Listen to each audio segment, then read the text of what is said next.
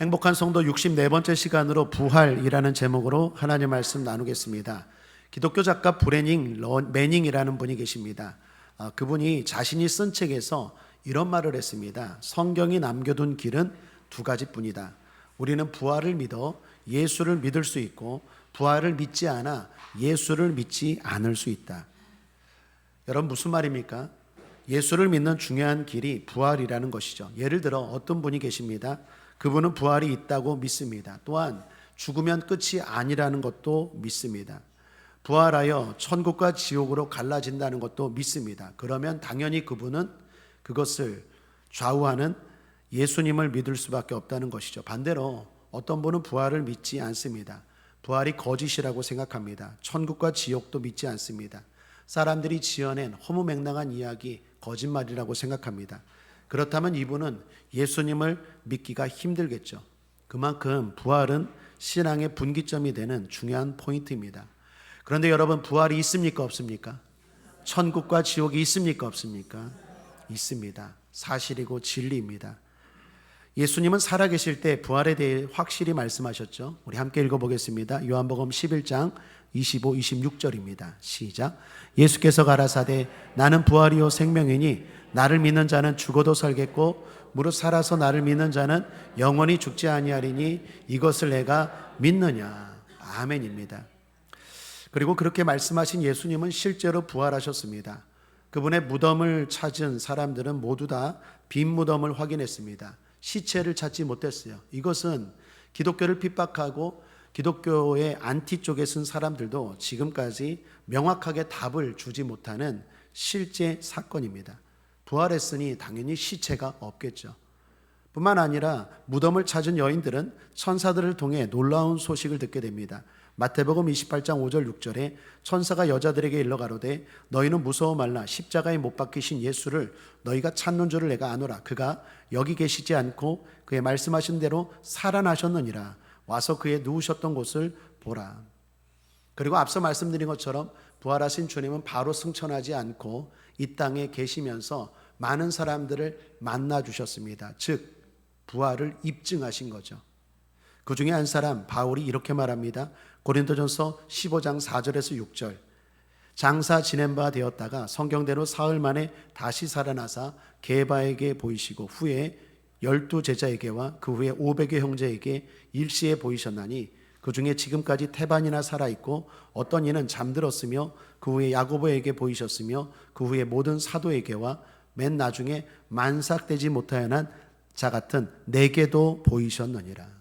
내게도 보이셨느니라. 여러분 한번 따라할까요? 내게도 보이셨느니라. 주님은, 부활하신 주님은 성경의 인물들만 보여주신 것이 아니라 지금 이 땅을 살아가는 저와 여러분에게도 보여주신 줄 믿습니다. 우리도 성령을 통하여 또는 직간접적으로 지금도 부활의 주님을 경험할 수 있다라는 것입니다.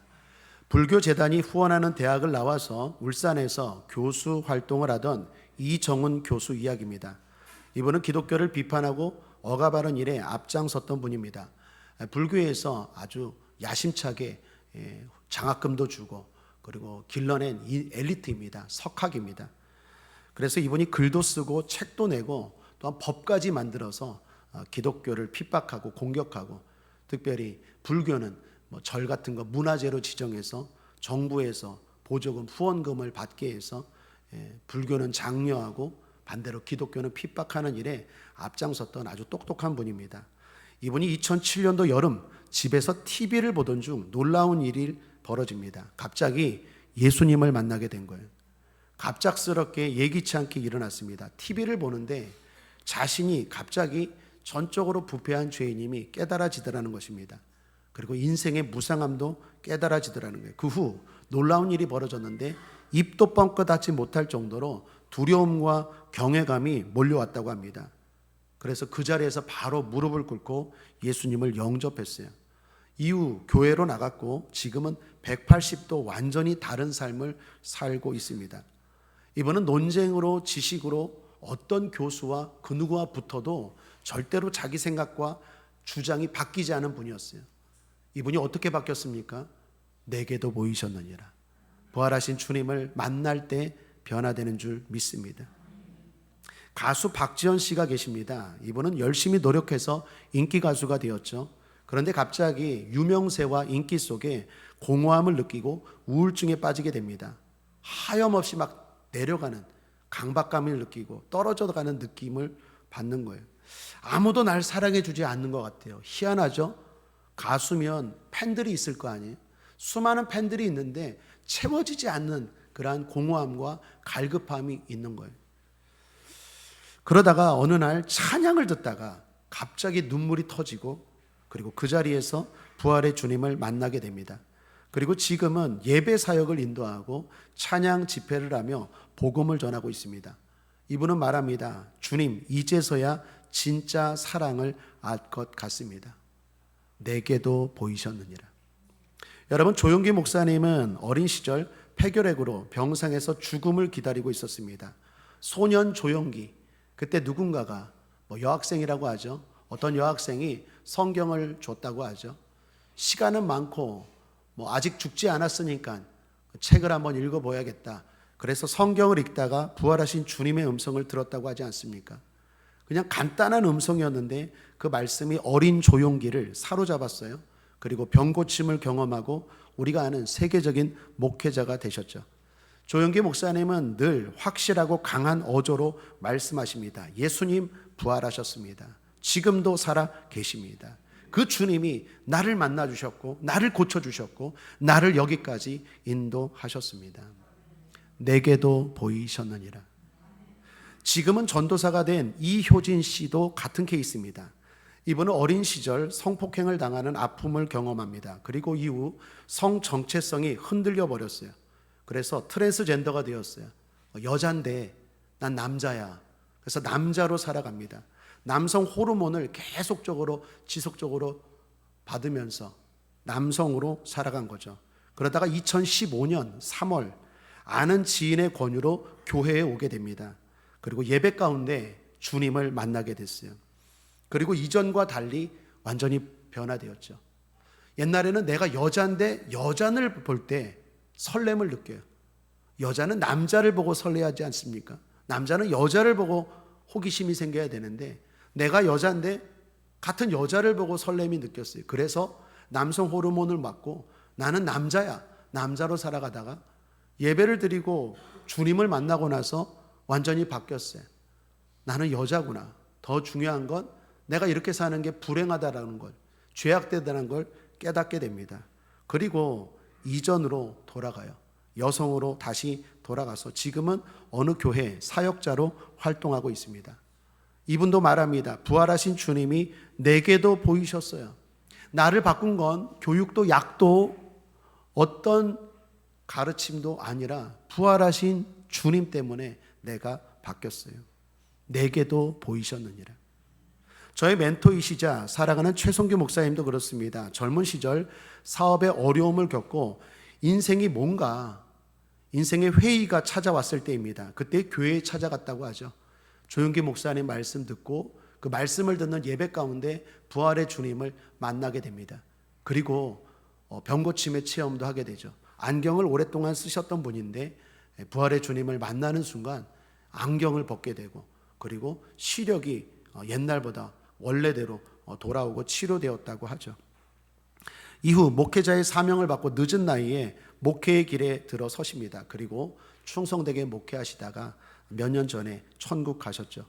목사님도 살아생전에 저와 같은 제자들에게 또 성도들에게 분명하게 말씀하셨습니다. 주님이 사업에 빠져 정신없던 나를 만나주셨어요. 부활의 주님이 특별히 아버지를 어린 시절에 잃었던 나에게 부활하신 주님이 아버지가 되어 주셨어요. 내게도 보이셨느니라. 부족하지만 저의 간증입니다. 1998년 8월에 오살리 기도원에서 저는 부활하신 주님을 생생하게 만났습니다. 그때 주님의 음성을 3번이나 반복해서 들었습니다. 그리고 성령 세례도 받고 그 증거로 방언 기도가 터졌습니다. 저는 모태신앙입니다. 어린 시절부터 교회를 다녔어요. 그런데 제가 제일 싫어하는 시간이 기도 시간이고 제일 힘들어하는 시간이 기도 시간이었어요. 저의 기도의 시간은 3분이 마지노선입니다. 3분을 넘어가면 힘들어요. 할 말이 없어요. 그리고 눈을 감고 이 지루하고 따분할 수밖에 없어요. 세상 그 어떤 것보다도 지루하고 따분한 시간이 기도 시간이었습니다. 그런 저에게 성령이 임하고 제일 기쁜 시간이 기도 시간이 됐어요. 제일 행복한 시간이 기도 시간이 됐어요.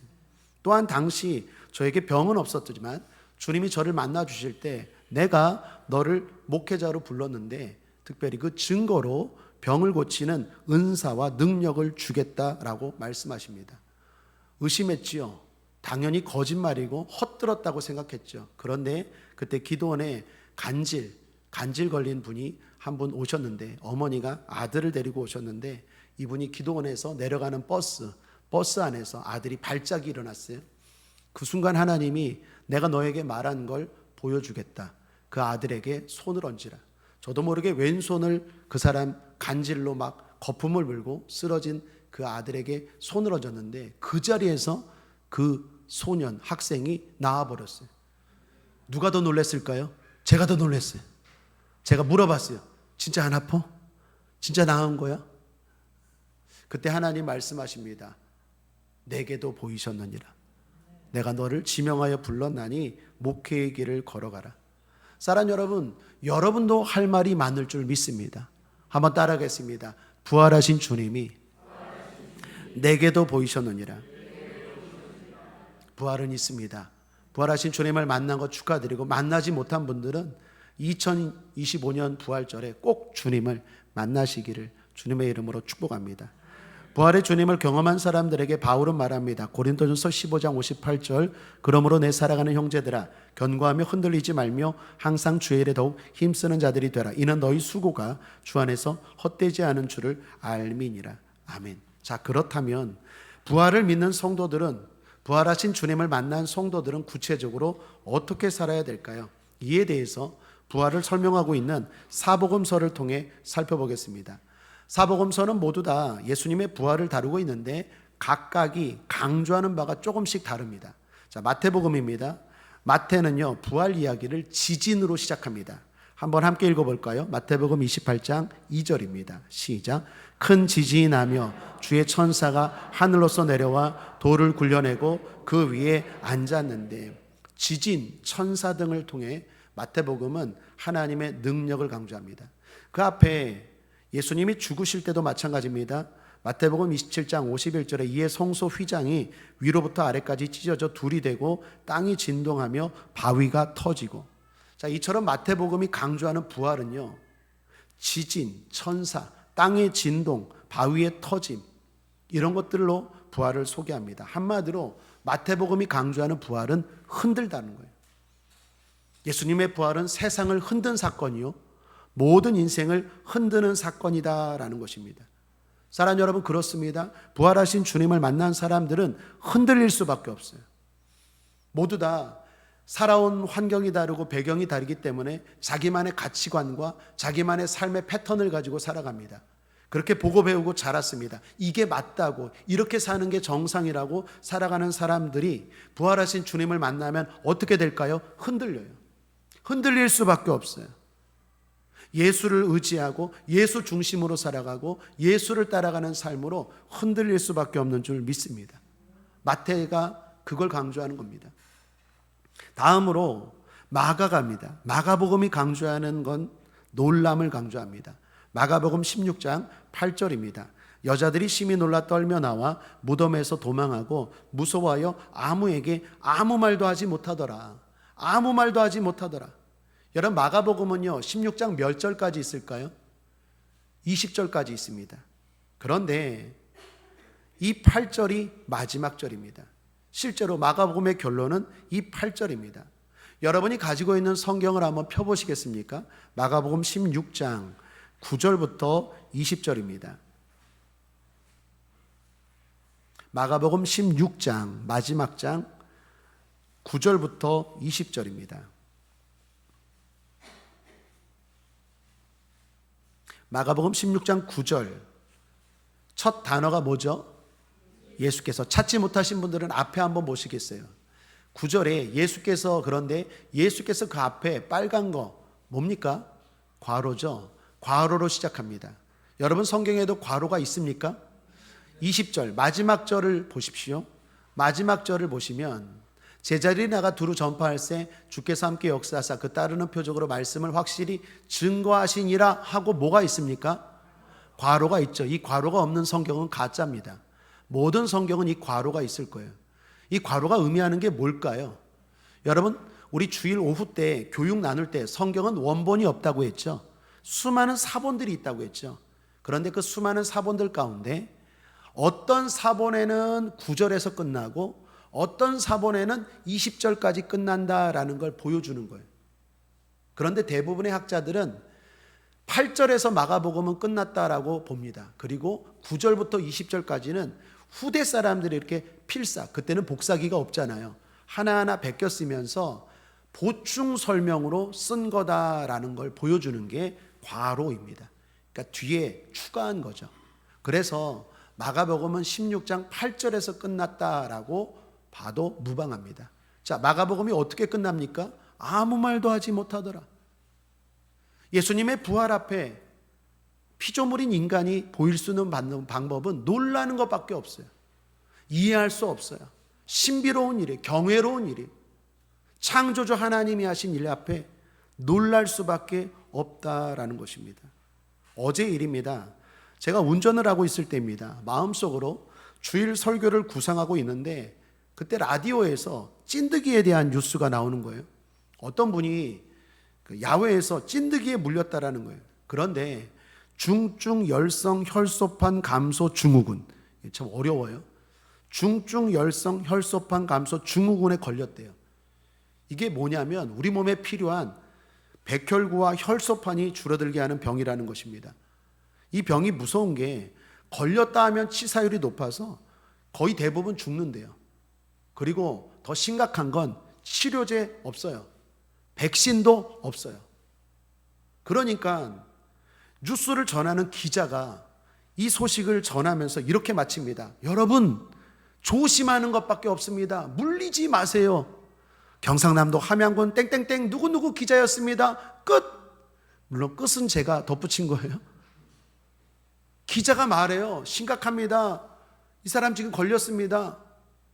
치사율이 높습니다. 치료제 없습니다. 백신 없습니다.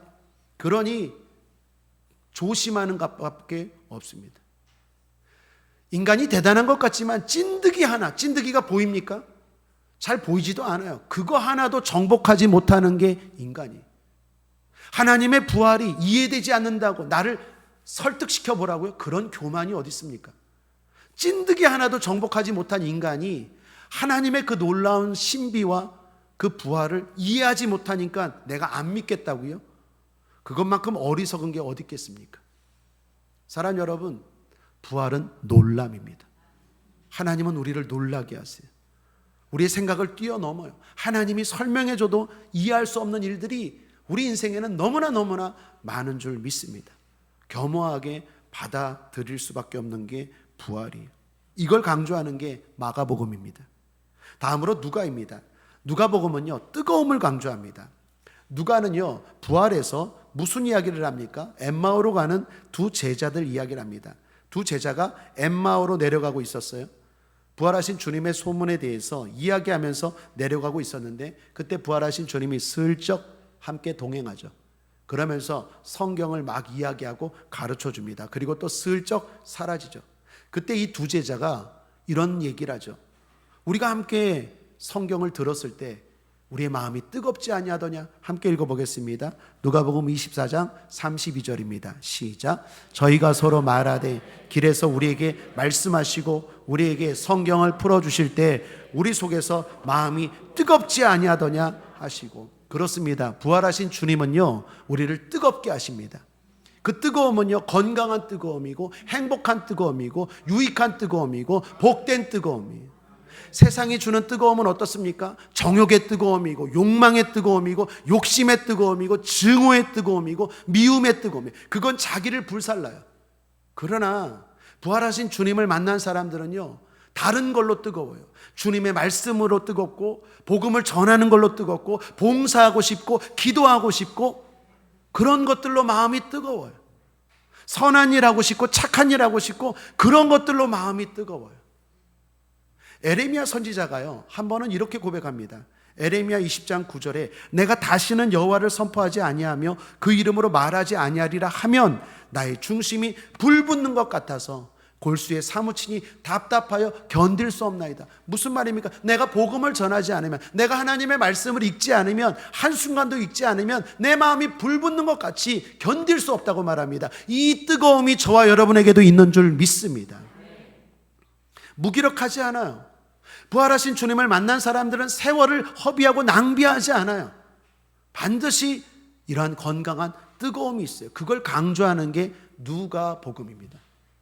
자, 그렇다면 마지막 요한복음이 강조하는 부활은 뭘까요? 개인적인 만남입니다. 요한복음은 부활을 이렇게 말씀합니다. 20장 18절입니다. 막달라 마리아가 가서 제자들에게 내가 주를 보았다 하고 또 주께서 자기에게 이렇게 말씀하셨다 이르니라. 막달라 마리아가 부활의 주님을 만났다 이야기를, 제자들이 또한 주님을 만났다 이야기를, 또한 그 자리에 도마가 없었는데 부활하신 주님이 다시 와서 도마도 만났다, 이 만남을 강조합니다. 요한복음 20장 26, 27절에 여드레를 지나서 제자들이 다시 집안에 앉았을 때 도마도 함께 있고 문들이 닫혔는데 예수께서 오사 가운데 서서 가라사대 너에게 평강이 있을지어다 하시고 도마에게 이르시되 내 손가락을 이리 내밀어 내 손을 보고 내 손을 내밀어 내 옆구리에 넣어보라. 그리하고 믿음 없는 자가 되지 말고 믿는 자가 되라. 여러분, 그리고 요한복음 마지막 장 21장은 무슨 이야기입니까? 베드로를 만나주시는 이야기 아닙니까? 고기를 잡으러 간 베드로에게 고기를 잡았느냐, 우편에 그물을 던져라, 말씀에 의지하여 던졌더니 153마리를 잡았다. 그리고 숯불에다가 고기를 구웠다. 그때 예수님이 베드로에게 네가 나를 사랑하느냐, 베드로의 만남을 이야기하죠. 요한이 보여주는 부활은요, 부활하신 주님은 개인적으로 만나 주신다라는 거예요. 여러분, 사복음서가요 부활의 주님을 강조하는 바가 조금씩 다릅니다. 그리고 무엇보다 부활신앙으로 살아갈 때 우리에게 나타나는 모습들을 보여주는 거예요. 자, 그런데 사복음서가 공통적으로 강조하는 바가 하나 있습니다. 사복음서 모두 다 이것을 강조하고 있어요. 그게 뭘까요? 예수님의 탄생한 시점, 즉 주일에 대한 말씀입니다. 사복음서는 예수님의 부활을 다 이렇게 설명합니다. 안식 후 첫날에 예수님이 부활하셨다. 성경 한번 확인해 볼까요? 마태복음 28장 1절입니다. 안식일이 다하여 가고 안식 후 첫날이 되려는 미명에. 마가복음도 마찬가지입니다. 마가복음 16장 2절에 안식 후 첫날 매우 일찍이 해도 든 때에. 누가복음도 누가복음 24장 1절에 안식 후 첫날 새벽에 이 여자들이. 오늘 성경 본문 요한복음 20장 1절도 안식 후 첫날 이른 아침 아직 어두울 때. 사복음서가 모두 다 강조하는 바가, 예수님의 부활을 설명하는 바가 조금씩 다른데 다 공통적으로 말하는 게 하나가 있는데 그건 다 안식 후 첫날이라고 말합니다. 여러분, 이게 왜 중요하냐면 예수님이 살아계실 때 언제 부활한다고 했습니까? 안식 후 첫날에 부활한다고 했습니까? 아니면 사흘 만에 부활한다고 했습니까? 사흘 만에 부활한다고 하셨어요. 성경을 한번 확인해 볼까요? 자, 마태복음입니다. 27장 63절 함께 읽겠습니다. 시작. 주여, 저 유혹하던 자가 살았을 때에 말하되 내가 사흘 후에 다시 살아나리란 것을 우리가 기억하노니. 마태만이 아닙니다. 마가복음입니다. 8장 31절입니다. 함께 읽죠. 시작. 인자가 많은 고난을 받고 장로들과 대제사장과 서기관들에게 버림받아 죽임을 당하고 사흘 만에 살아나야 할 것을 비로소 저에게 가르치시네. 누가복음도 마찬가지입니다. 누가복음 9장 22절에 가라사대 인자가 많은 고난을 받고 장로들과 대제사장과 서기관들에게 버림받아 죽임을 당하고 제3일에 살아나리라 하리라 하시고. 요한복음도 마찬가지입니다. 요한복음 2장 19절에 예수께서 대답하여 가라사대 너희가 이 성전을 헐라 내가 사흘 동안에 일으키리라.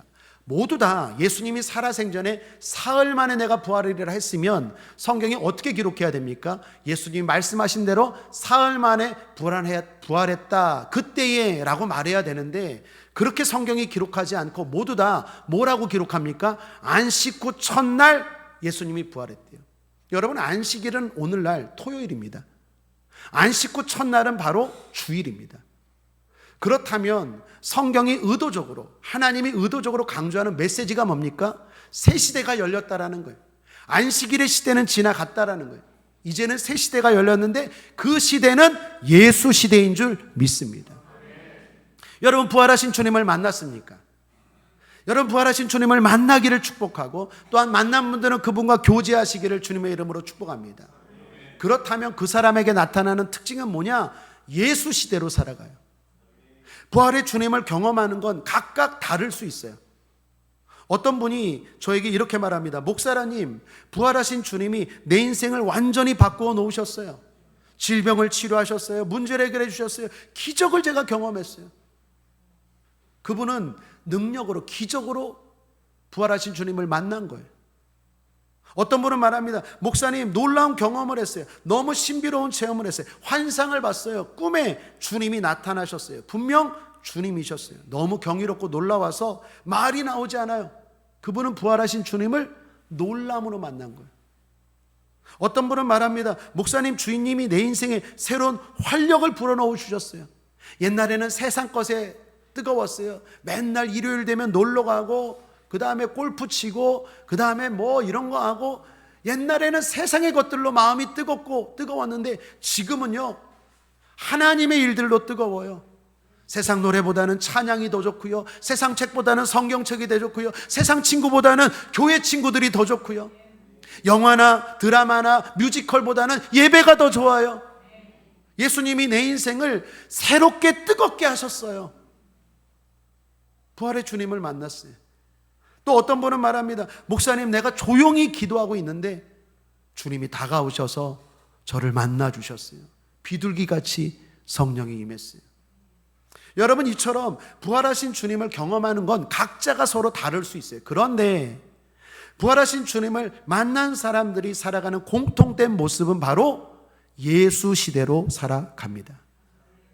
예수 시대는 뭡니까? 이제는 예수님이 먼저예요. 나의 모든 우선순위에서 예수님이 먼저입니다. 그분이 내 인생의 전부가 돼요. 그래서 먹든지 마시든지 무엇을 하든지 하나님의 영광을 위해 살아갑니다. 물론 이전과 똑같이 열심히 공부합니다. 이전과 똑같이 열심히 일하고, 이전과 똑같이 열심히 사업합니다. 그러나 목적이 달라요. 옛날에는 돈 많이 벌어서 좋은 집 사고 행복하려고 일하고 운동하고 사업했지만 이제는 그렇지 않아요. 왜 그렇게 살아갑니까? 하나님 앞에 영광 돌리려고. 왜 그렇게 열심히 운동합니까? 내가 축구 선수가 되어서 골 넣고 기도하는 장면을 통하여 하나님 앞에 영광 돌리려고. 왜 그렇게 열심히 연기합니까? 내가 연말에 시상식에서 대상을 받아서 어떻게 감사, 인사, 소감 말할 때 하나님이 하셨어요, 하나님의 은혜예요, 복음 전하려고. 왜 그렇게 열심히 공부합니까? 내가 열심히 공부해서 교수가 되어서 하나님 앞에 영광 돌리고 사람들에게 지적으로 복음에 대해서 잘 설명하려고. 부활하신 주님을 만난 사람들은요, 반드시 예수 시대로 살아가요. 그 삶은 목적이 달라져요. 우선순위가 달라져요. 월화수목 금토일이 아니라 주일, 월화수목 금토로 살아가요. 또한 그 사람은요, 예수님과 동행합니다. 옛날에는 나 혼자 고민하고 나 혼자 생각하고 근심하고 염려하고 결정했지만 이제는 그렇게 결정하지 않아요. 내 곁에 주님이 함께 하세요. 항상 주님의 뜻을 물어요. 주님의 의견을 물어요. 주님 앞에 기도하고 결정해요. 그리고 맡겨요. 옛날에는요, 불안했어요, 염려했어요, 걱정했어요. 그런데 지금은 그렇지 않아요. 불안하고 걱정하지 않아요. 그런 일이 생길 때마다 엎드리고 맡기면 마음이 평안해져요. 예수 시대로 살아가요. 옛날에는요, 내가 앞장섰어야 돼요. 그리고 내가 이끌어갔어야 돼요. 내 가정을 내가 이끌어가야 되고 우리 사랑하는 가족들을 내가 이끌어가야 되는데 지금은 그렇지 않아요. 예수님을 앞장 세워요. 예수님의 뜻을 구해요. 예수님의 뜻이 아니면 아예 가지도 않고 보지도 않아요. 그게 당장 손해일지라도 그렇게 살아가요. 여러분, 엊그저께 금요철야 때 다윗과 압살롬 이야기하지 않았습니까? 다윗이 그렇게 살아가지 않습니까? 자기가 지금 힘들어요. 왕권을 뺏기는 상황인데도 불구하고 하나님의 법궤를 생각하고 하나님의 교회를 생각하고 하나님의 백성들을 생각하고 노인을 생각하고 용병을 생각하고 어려운 사람들을 왜 그렇게 바보같이 살아갑니까? 하나님을 믿고 하나님이 먼저예요. 그러한 삶이 망하는 삶입니까? 실패의 삶입니까? 그렇지 않아요. 역전됩니다. 권력을 추구하고 수단과 방법을 가리지 않고 거짓과 겉모술수로 권력을 차지하고 돈을 차지한 사람들 영영이 살 것 같습니까? 그렇지 않아요. 그거 오래 못 가요. 그거 부럽지 않아요. 왜요? 부활하신 주님이에요. 부활하신 주님. 죽음을 이겼다니까요. 그 주님이 함께 하세요. 우리가 예배 때마다 옆 사람과 인사하죠. 주님이 이 자리에 함께 하신다고. 아이고, 얘 또 따라 하시네. 야, 한번 하죠. 옆 사람과 인사하겠습니다. 주님이 이 자리에 함께 하십니다. 여러분, 그냥 하는 레파토리가 아니에요. 어떤 주님입니까? 모든 걸 다 이기신 주님이십니다. 나를 사랑하시고 어떤 것도 해결해 줄 수 있는 주님이십니다. 그 주님이 이 자리에 함께 하시고 나를 만나 주시는데 옛날처럼 살아간다고요? 거짓말이에요. 그 주님을 만나면 반드시 인생이 흔들려요. 거룩한 뜨거움이 생겨요. 놀랄 수밖에 없어요. 그분이 나를 만나 주신다니까요. 마리아를 만나 주시고 베드로를 만나 주시고 도마를 만나 주신 그 주님이 나를 만나 주세요. 그들이 잘나서 만나 주셨습니까? 그렇지 않아요. 막달라 마리아는 귀신 들린 여자예요. 도마는 의심이 많은 사람이잖아요. 베드로는 도망자예요. 배신자예요. 실패자예요. 우리도 부족한데 주님이 만나 주십니다. 내가 착해서, 내가 말씀을 많이 알아서, 내가 열심히 하니까 주님이 만나주는 게 아니에요. 주님은 오늘도 나에게 찾아오셔서 만나주세요. 주님을 핍박하고 주님을 대적하는 그런 사람들도 만나주세요. 그 주님을 만난 사람들 절대로 이전과 달라져요. 삶이 달라질 수밖에 없어요.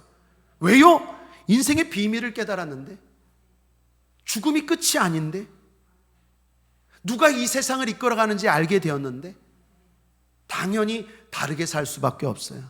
그 삶은 예수님이 먼저입니다. 예수님과 동행하는 삶입니다.